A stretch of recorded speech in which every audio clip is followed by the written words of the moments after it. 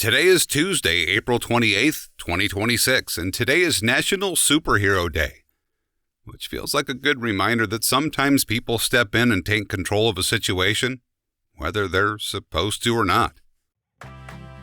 Welcome to Wait That's Random, This Day in History. I'm your host, C.L. Burns, voice actor, audiobook narrator, and your guide through the odd and unexpected corners of history. Let's dive in. On this date in 1789, something happened aboard a ship called the HMS Bounty. The crew took control. Not from an enemy, from their own captain. The Bounty had been on a long journey, traveling across the Pacific on a mission to transport breadfruit plants. It had been months at sea. Long stretches of isolation, strict discipline, and like many ships at the time, authority was absolute. The captain's word was final. But over time, tension built. Part of it came from the conditions. Part of it came from the leadership. And part of it came from what happened during a stop in Tahiti. Because there, a crew experienced something completely different. A slower pace. Fewer rules. A life that didn't feel as rigid. And going back to ship life after that didn't sit well with everyone. By the time the Bounty was back at sea, the contrast mattered. It changed expectations. It changed how people saw authority. And early in the morning on April 28th, a group of crew members led by Fletcher Christian confronted Captain William Bligh. They removed him from command, set him adrift in a small boat with loyal crew members, and took control of the ship. And what stands out isn't just the act of mutiny. It's how quickly order can shift when enough people decide the system no longer works for them.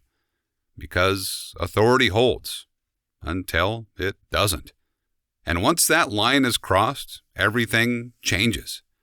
And sometimes instead of taking control of a situation, someone takes advantage of it.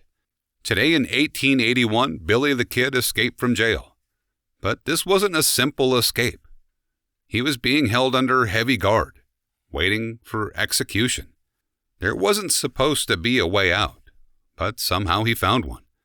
Accounts vary on exactly how it unfolded, but what's consistent is this. He managed to turn the situation around. He overpowered guards, got access to weapons, and escaped custody entirely.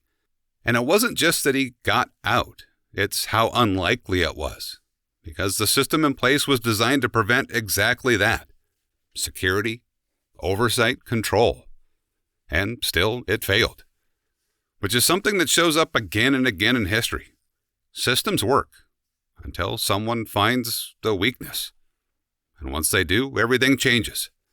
And sometimes change doesn't come from conflict at all. It comes from a shift in how people do something every day. On April 28, 2003, Apple launched the iTunes Store. At the time, music was in a strange place. People were still buying CDs, but digital music was already spreading. File sharing, downloads, ways to access music that didn't always follow traditional systems. And the industry hadn't fully adapted yet. So Apple introduced something different. A way to buy individual songs digitally. Simple, direct, pay for what you want. Download it instantly. And it's not just the technology that stands out, it's how it changed behavior. Because instead of buying full albums, people could choose one song at a time.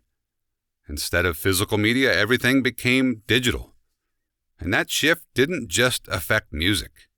It reshaped how people expected to access content in general. Fast, on demand, without friction. What started as a store for songs became part of a much bigger change in how people interact with media. And while some changes happen quickly, others are tied to moments that shape entire eras. James Monroe was born on April 28, 1758. He became the 5th president of the United States and is often associated with a period of relative political unity. But like many figures in history, what stands out isn't just what happened during his time. It's how that time is remembered. Because perspective plays a big role in how history is framed. It's interesting how these don't seem connected at first, but kind of are. A crew takes control of their own ship. A prisoner escapes a system designed to hold him. And a company changes how people access something as common as music.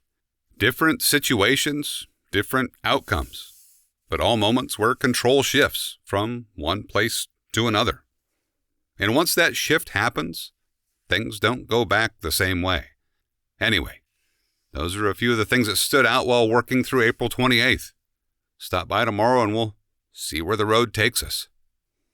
If you'd like to hear more of my work or explore the books and projects I've been a part of, you can find it all at waitthat'srandom.com.